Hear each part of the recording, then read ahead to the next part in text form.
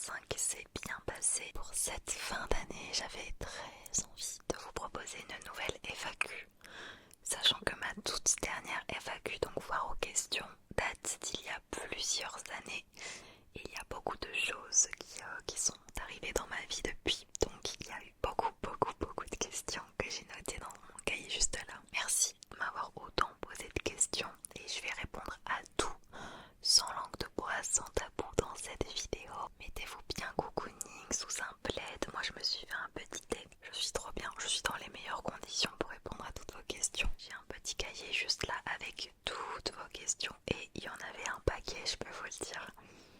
Donc on va commencer par le thème. Donc je vais faire par thème. Ah oui, c'est une FAQ qui est bien organisée. Je vous mettrai un timestamp d'ailleurs. Comme ça vous pouvez plus facilement différencier toutes les questions. Donc on va tout simplement commencer par la catégorie YouTube. Alors la question qui revient le plus souvent, c'est pourquoi Moonlight ASMR? D'où vient ce pseudo et comment j'ai eu l'idée de ce pseudo? J'ai trouvé mon pseudo Moonlight ASMR grâce à la racine de mon prénom qui est Céline. Donc si vous voulez, j'ai pris la racine en latin, la racine en grec. En latin c'est kaelon qui veut dire ciel et en grec c'est célare. Voilà, je regarde mes petites notes. Célare, voilà, mais la signification c'est lune en grec puisque le prénom Céline a une origine grecque. Et voilà, ciel, lune, je me suis dit moon, oh, moonlight. Voilà, tout simplement. Comment j'ai eu l'idée de ce pseudo? Une question qui m'a beaucoup été posée aussi, c'est quel est ton déclencheur préféré? Et c'est une question qu'on me pose beaucoup aussi pendant les lives. C'est un petit peu tout ce qui va être en lien avec les roleplay coiffure. Donc tout ce qui est brosse à cheveux, les babouilles, les bruits de spray dans les cheveux, les bruits de ciseaux, etc. Tout ça j'adore. Mis à part ça, j'aime les déclencheurs simples comme le chuchotement tout simplement. J'aime bien le visuel et puis tout ce qui est avec les bonnets de fluffy pour les babouilles, tout ça j'adore. Quels sont les prochains roleplay? Alors il va y avoir pour 2026 enfin un roleplay médecin normalement sur ma chaîne. Je dis normalement mais j'ai vraiment envie pour 2026 de le faire. En plus dites-vous que j'ai vraiment tout pour faire le roleplay. J'ai la tenue et tout. Ce que je vais faire aussi beaucoup plus c'est des roleplays comme ta grande soeur prend soin de toi, ta grande soeur te réconforte. Ça j'aime bien. Et j'ai noté roleplay spa avec, j'aimerais beaucoup un fond vert dans un spa avec des bruits d'eau, etc. Ça c'est vraiment des choses que j'ai envie de faire pour 2026. Donc voilà, je vous ai vraiment dit les projets que j'ai en tête, mais j'aimerais faire beaucoup plus de roleplay avec le fond vert. C'est vraiment les vidéos que je préfère faire quand il y a un décor. Je trouve ça super sympa, mais c'est aussi beaucoup d'organisation, beaucoup de jeux avec l'éclairage, etc. pour que le fond vert prenne bien. Quelle a été ta motivation à créer ta chaîne YouTube? Ça c'est une question qui a été beaucoup demandée également. Alors, à savoir que ma première vidéo a été sortie le 29 juillet 2020. Donc ça fait un peu plus de 5 ans que j'ai ouvert ma chaîne YouTube. C'est juste incroyable, le temps passe, mais tellement vite. C'est une dinguerie, vraiment. Et ma motivation, c'est simplement pouvoir rendre ce qu'on m'a donné, puisque je consommais moi-même de l'ASMR. Et puis en 2020, je me suis dit, oh, mais si moi aussi j'essayais. Et c'est un petit peu aussi le besoin d'aider les autres et de pouvoir les relaxer. Bah là, du coup, par le biais de l'ASMR, ça a été vraiment le bon compromis, sachant que j'ai toujours voulu faire des vidéos depuis que je suis toute petite, j'ai une caméra dans les mains. Et en même temps, satisfaire ce besoin moi d'aider les autres.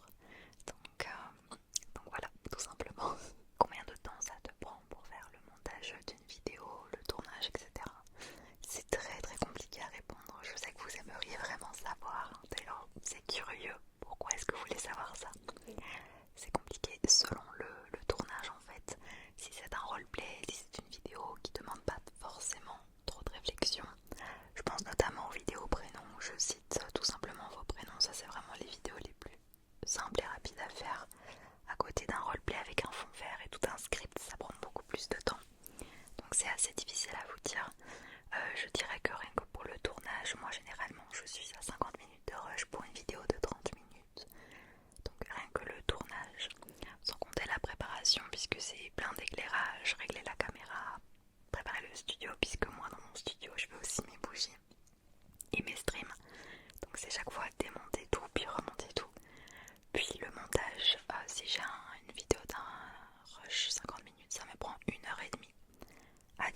tout ça et vous avez plus ou moins le temps que ça me prend pour une vidéo ASMR classique. Voilà, démerdez-vous, je suis nulle en maths, faites vos petits calculs. On me demande les prochains feats ASMR que je vais faire. Bande de petits curieux. Il faut savoir que je suis une personne qui est beaucoup dans mon coin. Donc ça fait 5 ans que je fais de l'ASMR et pourtant je n'ai fait qu'un feat. J'entends par là rencontrer la personne et tourner dans un studio, etc. Et c'était avec Paris ASMR, souvenez-vous. Et c'est la seule personne avec qui j'ai fait un feat.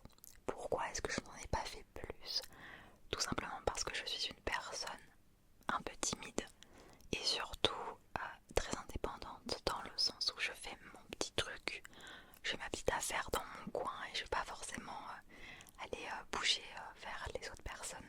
Cependant, pour 2026, j'aimerais vraiment beaucoup pouvoir sortir de ma zone de confort et sortir de chez moi aussi et aller à la rencontre de différents ASMR artistes. J'ai vraiment envie pour 2026 d'aller à la rencontre d'autres personnes qui font le même métier que moi, de me sociabiliser aussi. Donc j'ai fait une petite liste des personnes avec qui j'aimerais faire un feat, sachant que je suis ouvert à toute rencontre, je n'exclus personne.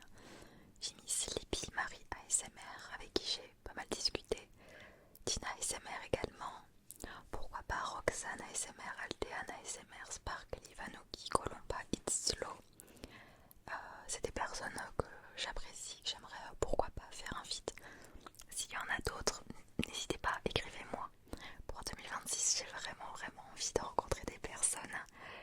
Et je pense que socialement aussi, de rencontrer des personnes qui font le même métier que moi, je pense que ça pourrait me faire du bien. Puisque être ASMR artiste, ça court pas les rues et tout le monde ne comprend pas toujours ce métier. Alors la prochaine question du coup est en rapport avec l'une des ASMR artistes que j'ai citées, qui n'est d'autre que Alteane ASMR. On me demande si j'aimerais faire partie de sa chaîne ASMR Go.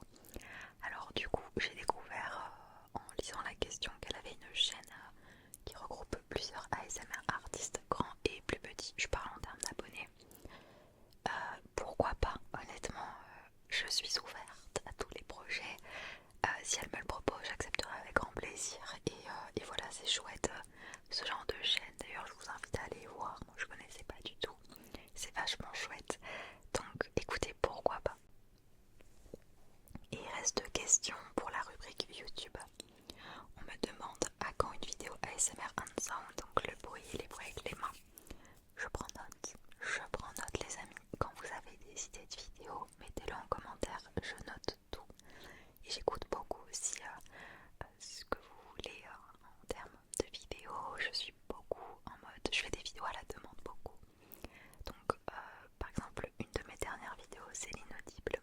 C'est pas les vidéos que je préfère faire et pour autant elle a été beaucoup demandée, donc je m'adapte aussi à vous. Donc je prends note pour vidéo bruit de main, j'en ferai une, promis.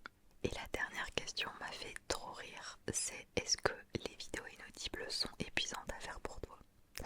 Avant oui, surtout au tout début, puisque l'inaudible ça demande un contrôle du souffle, donc forcément oui, il faut se contrôler pour pas faire trop de pop au niveau du souffle. Mais ma dernière vidéo inaudible s'est super bien passée, je me suis bien débrouillée et elle ne m'a pas épuisée, elle ne m'a pas essoufflée du tout.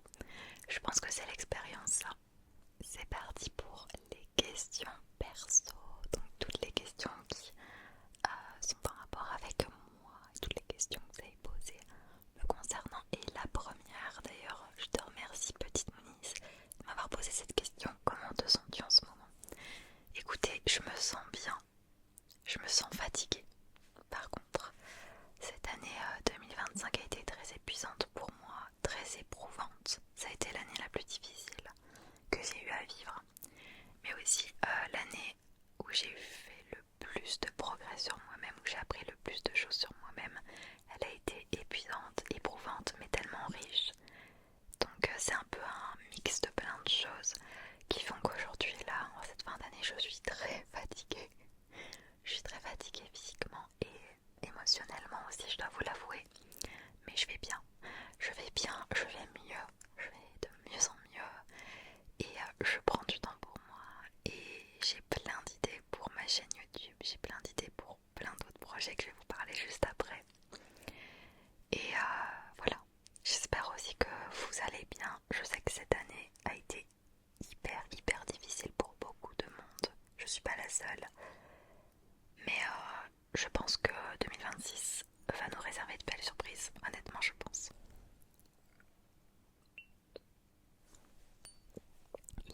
question aussi un petit peu plus classique. Tu mesures combien? Tu as quel âge?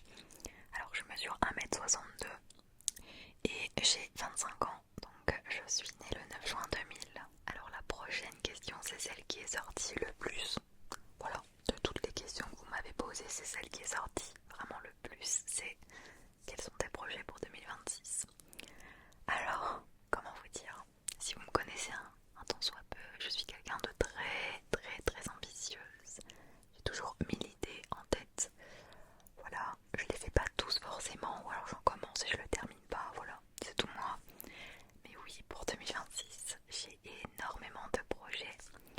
Je peux vous en dire quelques-uns, comme par exemple l'écriture d'un nouveau livre. L'écriture d'un nouveau livre, je suis sur l'écriture d'une dark romance. Voilà, je vous en dis pas plus, mais un peu de croustillant. Pour 2026, j'aimerais refaire une rencontre abonnée, donc voilà, on a parlé de fêter Halloween ensemble en stream. D'ailleurs, suivez-moi sur Twitch, je suis souvent en stream là-bas. J'aimerais beaucoup faire Halloween avec mes abonnés. Ça, c'est un gros projet que j'aimerais mettre en place. Je pars au Japon normalement l'année prochaine pour la première fois, donc ça c'est trop chouette. Je vais faire le Japon et la Corée peut-être. Et il y a un autre très gros projet, mais ça je ne dirai rien.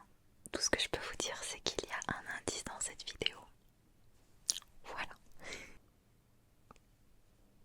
Alors, on me demande qu'est-ce qui t'a conduit à t'intéresser autant à la spiritualité?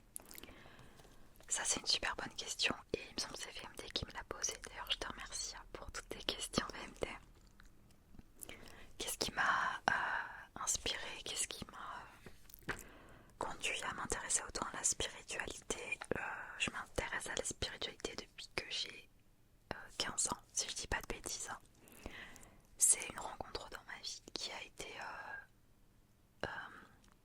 j'ai même pas les mots, vous voyez, ce genre de rencontre qui change votre vie. J'ai rencontré cette femme avec qui j'ai eu une connexion extrême, un lien d'âme en fait, une âme sœur. Et il s'avère que c'est une personne qui était beaucoup connectée aux énergies, etc. Et c'est depuis cette rencontre que je me suis beaucoup intéressée au bien-être, à la spiritualité, à tout ce qui se réfère à la remise en question, au bien-être, enfin, voilà, tout ça. Donc en 2015, donc quand j'avais 15 ans, j'ai vraiment commencé à me poser beaucoup de questions, même si j'avoue que depuis que je suis petite, je suis une enfant, le genre d'enfant qui pose plein de questions et à qui on disait tu vas bien arrêter de poser des questions. Oh, tu poses trop de questions. Donc cette envie de me connecter à la spiritualité a toujours été en moi. C'est juste que on va dire que cette rencontre a été l'élément déclencheur. Et heureusement que j'ai fait cette rencontre. Je suis tellement reconnaissante parce qu'aujourd'hui ça me permet de me remettre en question sur plein de pans dans ma vie et de me sentir aussi épanouie aujourd'hui. Donc top 5 lectures et films. Alors je vais commencer par mes lectures, donc mes 5 livres que j'ai lus cette année que j'ai le plus aimé. Sachant que je lis beaucoup, j'aime beaucoup les dark romance, j'aime beaucoup les policiers aussi. Vous allez grave dire que je suis une vendue, mais la femme de ménage, les amis, si vous ne l'avez pas lu, j'ai été voir le film au cinéma. Banger numéro 1, ça. En numéro 2, je dirais que c'est cette saga de Oli. Et elle plonge avec moi. Donc le tome 1 et le tome 2, ça a été vraiment un gros coup de cœur de cette année. C'est Tina ASMR qui m'avait parlé de cette saga. J'ai adoré, ça je vous la conseille vraiment. Et pour celui-ci, du coup, c'est une dark romance, mais vraiment très dark, hein, faut s'accrocher. Et du coup, ces deux tomes, je les mets ensemble, donc en numéro 2. En numéro 3, j'ai adoré ce livre, donc Black Venus de Dahlia Blake, qui est juste incroyable, gros coup de cœur. Déjà, j'ai adoré la première de couverture. Ici, on est sur une dark romance. Je vous laisse aller voir si ça vous intéresse. Il est incroyable. Il fait 507 pages, mais honnêtement, il se lit très facilement. Celui-là, je l'ai dévoré. J'ai trop kiffé. En 4, je mettrai ce livre-là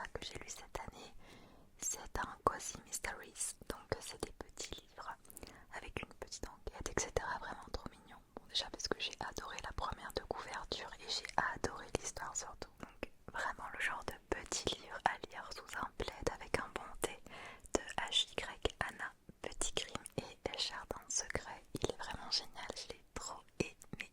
Et en 5, je mettrai ce livre-là, Rebelle, de Rebecca Yarros, qui est vraiment génial. Si je ne dis pas de bêtises, c'est une dark romance, oui, qui est vraiment génial. Franchement, très facile à lire, j'ai bien aimé l'univers, je vous le conseille, il n'y a rien à dire. Voilà. Je me rends compte que j'ai quand même beaucoup lu cette année, beaucoup plus que les autres années, et franchement ça m'a fait beaucoup de bien, ça permet de s'évader. Donc voilà. Et si je peux rajouter un 6e livre bonus, lisez La Psy de cette autrice, Freida Mayfaden. La Psy. Et mon top 5 au niveau des films que j'ai découverts cette année, je mettrai My Name, La créature de Kyung-song, avec la même actrice qu'il y a dans My Name. Coup de cœur pour cette actrice, juste incroyable en fait. Yes Man, que j'ai découvert cette année, même si c'est un grand classique. Mrs. Doubtfire également. Et L'homme qui rétrécit avec Jean Dujardin, mon homme, qui est sorti cette année au cinéma. Un incroyable film qui fait beaucoup réfléchir. Prochaine question, c'est quoi ton travail? Est-ce que tu es 100% sur les réseaux? Alors oui, je suis 100% sur les réseaux sociaux. J'ai cette chance de pouvoir vivre de ça. Du coup, en réalité, je n'ai pas qu'un seul travail. J'ai donc ma chaîne YouTube qui me rapporte de l'argent. Voilà.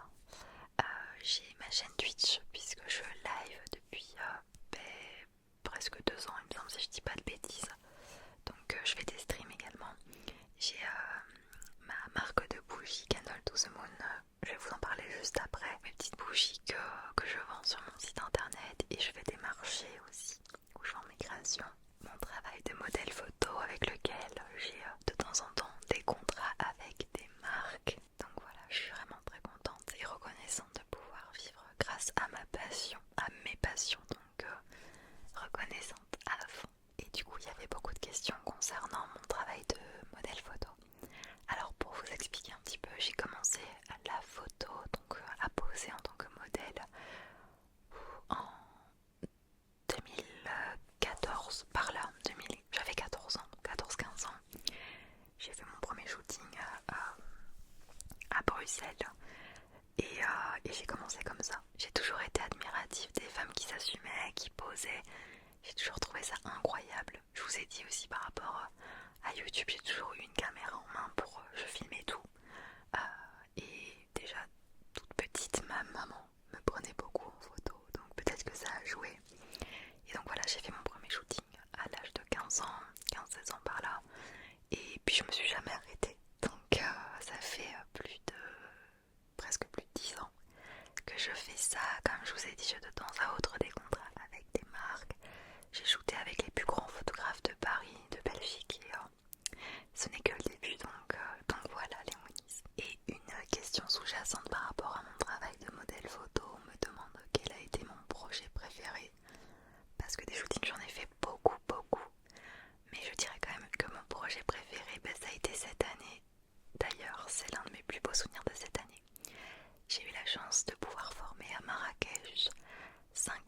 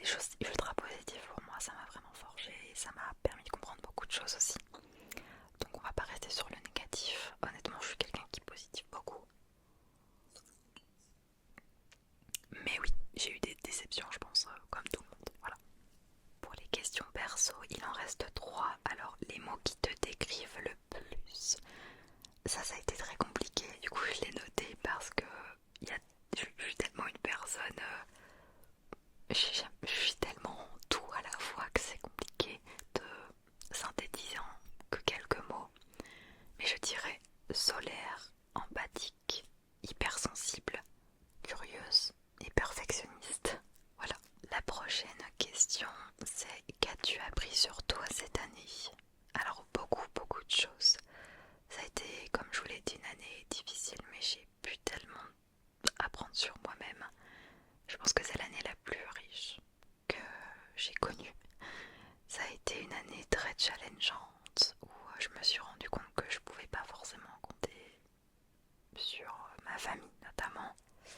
Donc du coup, j'ai dû me débrouiller par moi-même, trouver des ressources euh, toute seule. Et en fait, ça m'a permis de découvrir que j'avais une force en moi. Je me suis rendu compte que j'avais des ressources intérieures insoupçonnées. Et donc ça a été ultra positif. Et voilà. Donc ce que j'ai appris sur moi-même, c'est que je suis une personne tellement forte et que j'essaye d'en prendre conscience. Vraiment. Mais petit pas par petit pas, on va dire. Il y a deux questions qui se rapprochent un petit peu. De quoi es-tu la plus fière cette année et tes meilleurs souvenirs?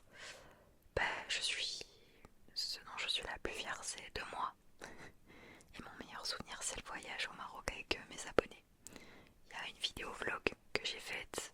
Ça a été de rencontrer ma communauté en fait. C'était incroyable. Genre, j'ai été invitée au Maroc pour voyager avec mes abonnés. Dinguerie. Vraiment gros bisous à la team Maroc. D'ailleurs, si vous passez par là, les Mounis, c'était mon plus beau souvenir de cette année. Et mon pire souvenir, je dirais un peu toutes les difficultés. Et puis la perte de Bobby, mon petit chat. Voilà. On passe à la troisième catégorie. Donc c'est les questions bien-être. Alors là, j'ai eu beaucoup de questions très intéressantes. Bon, comme toutes les questions, mais j'avoue, je suis beaucoup dans la spiritualité, dans le bien-être, donc bien sûr que ça me parle. La première question, c'est comment fais-tu pour te remotiver quand tu as des baisses de motivation? Quand j'ai des grosses baisses de motivation, ce qui arrive assez régulièrement, mine de rien, ce que je fais, c'est que j'écoute de la musique et je danse. Je vais au sport, mais on va dire qu'en numéro un, je dirais la musique. Mine de rien, c'est quelque chose qui m'accompagne presque tous les jours, la musique. Je pense que vous êtes beaucoup aussi à être dans le même cas. Donc ouais, je dirais que quand j'ai une baisse de motivation, j'écoute de la musique et directement ça me redonne un regain d'énergie et ça me remotive à me recentrer sur les choses importantes. Comment vaincre la timidité et le regard des autres? Sortir de ta zone de confort. C'est la première chose qui me vient pour la timidité. Sortir de ta zone de confort, faire des choses que t'as pas l'habitude de faire. Boire un café toute seule en public. Aborder les gens dans la rue, faire un compliment. Voilà. Je pense que c'est ça la solution. Pas t'enfermer dans cette case de je suis timide. Tu vois, des fois c'est aussi un peu une excuse pour pas aller vers les autres. Par rapport au regard des autres, comment vaincre ça? Je pense que c'est ça, avoir un détachement et de se dire quoi que je fasse, je vais être aimée, je vais être critiquée. Tu vois? Donc moi j'ai la chance d'avoir un travail, donc d'être sur les réseaux sociaux et d'être confrontée au regard des autres en permanence. Je suis critiquée en permanence, bon ça va. Je touche du bois, je suis quand même assez épargnée puisque la communauté ASMR est incroyable. Mais du coup c'est vraiment un travail qui me permet de me challenger pas mal sur le regard des autres. Et vu que ça fait 5 ans que je fais ça, je suis habituée maintenant et presque insensible au regard des autres. Mais si tu es une personne qui n'est pas sur les réseaux sociaux ou quoi et que tu as vraiment du mal avec le regard des autres, je dirais de passer outre et de faire ce que tu aimes et d'accepter de ne pas être aimé de tous. Je pense que c'est une question d'acceptation aussi, de se dire quoi que je fasse, je serai jamais parfait, je serai jamais parfaite. Et c'est ok, tu vois, d'être en paix avec ça, je pense. La prochaine question, je l'aime bien, c'est comment protèges-tu ton énergie alors que tu donnes autant de douceur aux autres? Alors, c'est quelque chose que j'arrivais pas à faire avant. Et c'est pour ça que cette année a été douloureuse, mais m'a permis encore plus de me forger par rapport à ça. En effet, je donne beaucoup de douceur de par mon métier, etc. Même dans la vie de tous les jours, je suis quelqu'un de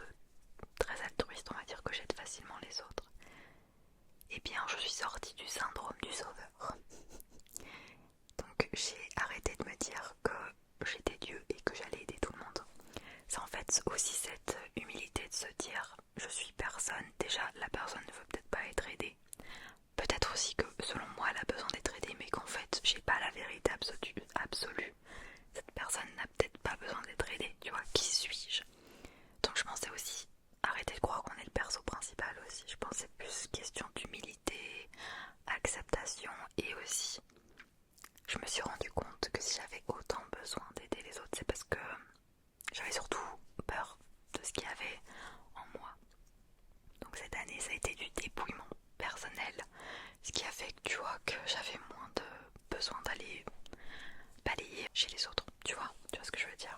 Pour répondre plus globalement à ta question, comment est-ce que je me protège socialement, ben c'est un peu compliqué. Je vais pas faire genre, c'est très compliqué, sachant que je suis quelqu'un de très empathique, donc je suis un peu une éponge émotionnelle, donc parfois c'est assez compliqué de pas prendre tout sur mes épaules, j'avoue. C'est même très compliqué. Mais je sais pas trop quoi répondre à cette question. En vrai, j'apprends. Je suis encore jeune et je pense qu'il faudra une vie, voire plusieurs, pour apprendre à se protéger vraiment. En vrai, je m'occupe de mes affaires. Enfin, je sais pas comment vous expliquer. Je discute facilement avec les gens, mais je suis moins focus sur les autres. Enfin, je sais pas comment vous expliquer, c'est difficile à expliquer. Mais j'ai appris à m'occuper de moi. Ouais. Et j'ai appris aussi beaucoup cette année, je suis très fière de moi pour ça. J'ai un détachement que je n'avais pas avant. Avant, c'est-à-dire tu me racontes une anecdote qui est triste, je fonds en larmes avec toi, je ressens toutes tes émotions, je le rumine, je suis pas bien, comme si c'est moi qui avais vécu ça. Et cette année, j'ai appris à avoir beaucoup plus de détachement et à avoir plus de recul sur les autres et être plus centrée sur moi-même. Voilà, je dirais que c'est comme ça que je fais. Il reste 3 questions, donc quel message aimerais-tu transmettre à celles et ceux qui luttent en silence? Vous êtes vus, vous êtes entendus et vous êtes compris. Vous luttez en silence, je pense qu'il y a beaucoup de monde qui lutte en silence. Moi la première, je suis pas du genre à me plaindre. Vous voyez, des fois j'ai des gens qui me disent « Oh mais t'aurais dû venir m'en parler si ça allait pas ». Mais non, je vais pas venir me plaindre en t'envoyant un message, c'est pas du tout mon genre. Donc je suis la première à lutter en silence. Sachez que si ça vous arrive parfois de pas être bien, que vous vous sentez seul, vous ne l'êtes pas. Parce que vous n'êtes pas seul à vous sentir pas bien et à lutter en silence. Et ben si je devais vous faire un message, c'est que vous êtes aimé et vous êtes compris, vous n'êtes pas jugé. Il y a des personnes qui vous voient vraiment. Vous voyez, moi je suis le genre de personne, si je pose une question à quelqu'un, par exemple comment vas-tu, et que la personne me dit ça va, je vois au-delà.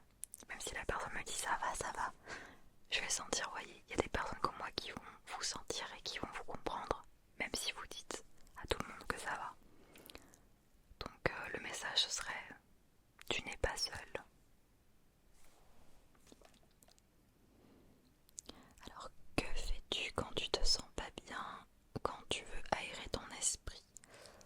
Bah, ça rejoint la question que j'ai eue juste avant.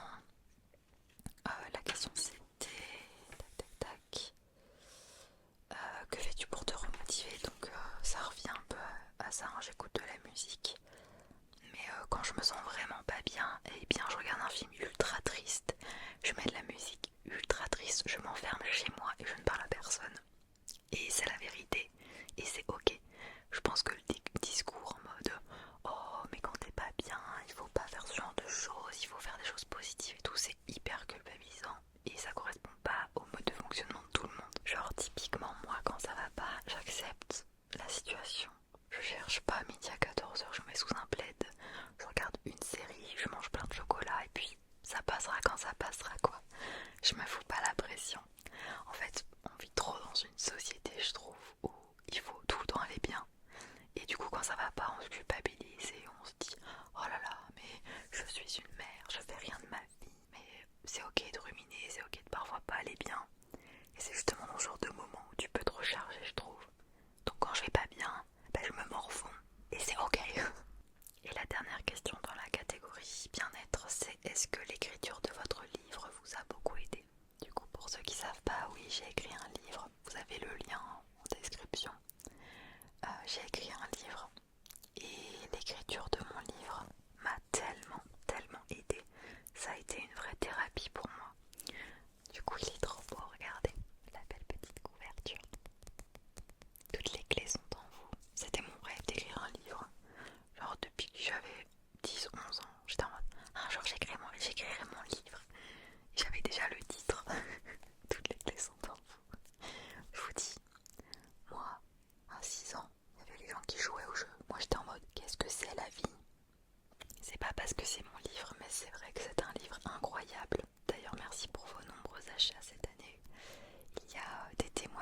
témoignages, des choses que j'ai vécues. Je partage beaucoup de moi dans ce livre. Il y a aussi des endroits où il y a des questions, donc vous pouvez vraiment vous l'approprier et écrire dedans, etc. C'est vraiment le genre de livre de développement personnel qui va vous faire vous sentir bien, qui va vous faire vous sentir moins seul. Je l'ai écrit pour ça et je l'ai écrit pour que vous puissiez vous rendre compte que ouais, Moonlight ASMR elle est youtubeuse, mais moi et toutes les personnes qui sont sur internet, nous sommes aussi des humains comme vous. Et c'est un petit peu aussi une manière pour moi de m'ouvrir à vous de la manière la plus authentique possible. Vraiment, ce livre c'est une partie de moi. On passe à la 4e catégorie qui est mon couple. Est-ce que je suis en couple? Bande de petits curieux là. Je vais donc répondre à la première question qui est: est-ce que tu es en couple? Et si oui, depuis quand? Oui, je suis en couple depuis presque 5 ans. Ça fera 5 ans le 14 janvier. Avec Joris que vous avez peut-être aperçu dans certaines de mes vidéos avec lui sur YouTube, sur ma chaîne YouTube. Et également dans des lives, certains lives, puisque parfois il m'accompagne dans des lives. Donc ouais, ça fera 5 ans en janvier, c'est fou, ça passe tellement vite. La question qui a suivi, qui est beaucoup sortie aussi par rapport à mon couple, c'est: pourquoi vous ne vivez pas ensemble? Est-ce que vous allez bientôt vivre ensemble, peut-être pour 2026? Alors donc non, on va pas vivre ensemble pour 2026, on n'a pas décidé de vivre ensemble. C'est peut-être une des choses qui caractérise notre couple qui fait un petit peu le plus parler, on va dire. Ça et le fait de ne pas vouloir avoir d'enfants. C'est des choix en fait. J'ai envie de vous dire, c'est un petit peu des non-sujets. Je sais pas trop quoi vous dire en réalité, il n'y a pas vraiment justification. C'est des choix qu'on a fait tous les deux. C'est un mode de vie qui nous correspond très bien. Là, je sais pas quoi vous dire de plus concernant la cohabitation en couple, qui n'est pas quelque chose qui nous intéresse, qui nous fait rêver. Voilà, rien n'est définitif, hein. Peut-être que ça changera, mais dans l'instant T et depuis le début de notre relation, c'est comme ça. Et ça nous va bien. Donc voilà, pour répondre à la question, non, on n'habitera pas ensemble pour 2026. Dernière question: quelle est selon toi la plus belle forme de soutien dans un couple? La liberté. Laisser l'autre être libre sur tous les aspects. Peut-être que j'ajouterais même laisser l'autre s'exprimer, être lui-même. En fait, ça rejoint un peu la liberté. Moi, c'est vraiment mon mot d'ordre, la liberté, que ce soit en amour, en amitié, dans toutes mes relations. C'est laisser l'autre être libre d'être lui-même, être libre de ses choix et pas l'enfermer. Pour moi, c'est ça que c'est hyper important. Il y a eu quelques questions concernant ma marque de bougies Candle to the Moon. La première question c'est: as-tu des nouvelles senteurs pour tes bougies? As-tu prévu? Bien sûr, donc pour 2026, vous n'êtes pas prêts les amis. Je le répète, juste pour ceux qui ne savent pas, j'ai ma marque de bougies Candle to the Moon, qui est une marque que j'ai créée il y a 3 ans, 3 ans par là, qui est vraiment genre, c'est les bougies naturelles par excellence. Cire de soja, mèche en coton bio, les fragrances viennent de Grasse et sont certifiées sans substances cancérigènes. J'ai vraiment pensé Candle to the Moon pour toutes les personnes qui cherchent des bougies naturelles, éco-responsables et surtout qui ne sont pas entêtantes. Moi j'ai eu beaucoup de bougies avant de créer ma marque et souvent les bougies me faisaient tourner la tête, et donc voilà, j'ai vraiment voulu penser Candle to the Moon pour moi déjà, et donc pour toutes les personnes qui sont comme moi très sensibles aux odeurs très fortes qu'on retrouve beaucoup dans les bougies comme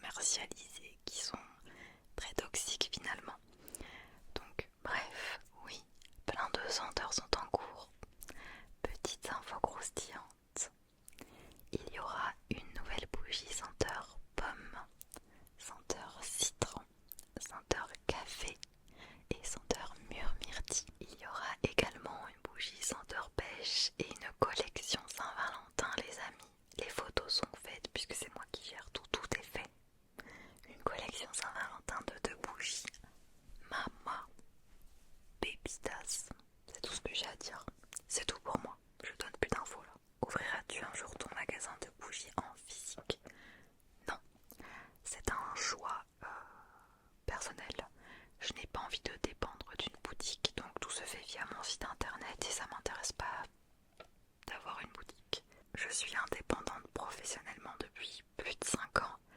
Donc avoir un magasin, ça reviendrait à avoir des horaires et à devoir me rendre dans ce magasin tous les jours, ça correspond pas avec ma personnalité. C'est pas ce que je veux non plus, donc non, c'est pas prévu du tout. Et dernière question concernant mes bougies. Créer une bougie est-il un acte intuitif ou structuré? J'aime beaucoup. Alors toutes les créations de bougies sont pensées par moi, créées par moi de A à Z. Et c'est un acte intuitif. Et en même temps structuré, c'est difficile de faire un choix. Alors je dirais que toute la partie communication, donc moi si je veux créer une bougie, ça se fait pas comme ça. Dans le sens où par exemple je veux faire une bougie senteur barbe à papa, mais que c'est pas un truc qui va plaire forcément aux gens, bah je vais pas le faire. Donc je mets quand même de la structure dans ce sens là, c'est que je pense quand même à est-ce que ça va se vendre ou pas. Donc il y a tout ce qui est communication. Aussi par rapport aux bougies, ça c'est assez carré. Tout ce qui est les photos des bougies aussi, je suis assez pointilleuse. Par contre, notamment donc pour la bougie pomme verte qui sortira, ce sera une bougie florale. Pour certaines de mes bougies, j'ajoute des fleurs séchées, donc notamment la collection florale. Et là du coup c'est un acte totalement intuitif puisque je vais faire un premier modèle que je vais couler. Et ensuite je vais rajouter des fleurs, je vais essayer certaines compositions pour que les couleurs ressortent bien. Par exemple pour la bougie pomme verte, je mettrai des fleurs vertes, etc. Donc tout ça c'est assez intuitif. Et aussi, petit détail, mais vous n'avez pas idée à quel point ça me relaxe de créer des bougies. Donc mon travail de créatrice de bougies artisanales est aussi un peu en référence avec le bien-être et me relaxe, mais tellement, en plus ça sent tellement bon, j'adore les bougies. Mais le problème c'est que j'ai pas beaucoup trop de bougies chez moi maintenant du coup. D'ailleurs si ça vous intéresse, vous avez le lien de ma boutique en description, n'hésitez pas. Allez, on passe à la dernière catégorie et il n'y a qu'une question. C'est par rapport à mon podcast. La question c'est est-ce qu'il y aura un retour du podcast? Alors, vous me parlez beaucoup de ce podcast et j'adore. Pour ceux qui ne savent pas, j'ai mon podcast Just Me qui est dispo d'ailleurs sur Spotify. Vous aurez le lien aussi en description, n'hésitez pas. Et du coup c'est des sujets que j'aborde, bien-être, la confiance en soi, la jalousie, etc. J'adore, j'ai adoré faire ça. C'est vrai que ça fait plusieurs mois que j'ai mis un petit peu de côté puisque j'avais plein d'autres projets à gérer, pas trop le temps. Et pas trop d'idées, pas trop de motivation si j'avoue. J'aimerais beaucoup un retour donc pour 2026. Si c'est quelque chose qui vous plaît, n'hésitez pas à me le dire en commentaire parce que moi encore une fois je me rends pas compte que ça vous plaît à ce point.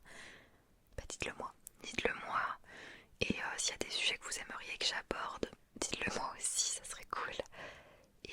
Et ouais, non franchement, peut-être, allez, j'aimerais bien début d'année prochaine, laissez-moi le temps quand même, refaire des épisodes, pas de manière régulière, mais aller en faire spontanément de temps en temps. J'aimerais vraiment beaucoup. N'hésitez pas à me suivre sur Spotify pour suivre les prochaines sorties de podcasts. Mais oui, il va y avoir un retour des podcasts. J'ai bon espoir, je vais vraiment me concentrer sur ce sujet-là. C'était trop bien, j'ai trop kiffé. C'était trop bien cette vidéo. J'ai adoré répondre à toutes vos questions. Merci de m'avoir posé autant de questions. Je pense que c'est la FAQ la plus complète de ma chaîne. Je pense qu'elle sera un peu longue et j'espère que vous aurez quand même passé un bon moment. En tous les cas, moi oui. J'espère que vous passerez une bonne nouvelle année. Et puis si vous faites rien, c'est ok. Donc voilà. Et puis que du kiff, que du bonheur pour l'année 2026. J'ai bon espoir que ce soit une merveilleuse année avec plein de belles choses, plein de nouveaux challenges. Et j'espère que vous aussi vous avez plein de projets. Et si vous en avez pas, ne vous culpabilisez pas. Et n'hésitez pas à me dire aussi tout ça en commentaire. J'ai trop envie de savoir ce que vous avez de prévu pour l'année 2026. Peut-être des voyages ou des choses professionnelles. En tous les cas, moi je vous souhaite que du bon. Et j'en profite pour vous remercier de me suivre. Vous êtes de plus en plus nombreux. Merci de me suivre, de m'avoir suivi pour cette année 2025 et de me soutenir aussi à chaque fois que je sors une vidéo, vos commentaires, vos likes, le fait que vous regardiez mes vidéos. Merci pour vos mots d'amour, pour votre soutien. On est presque 200 000 sur cette chaîne. Peut-être pour 2026, on va passer le cap des 200 000. Merci en fait de me soutenir et il n'y a que du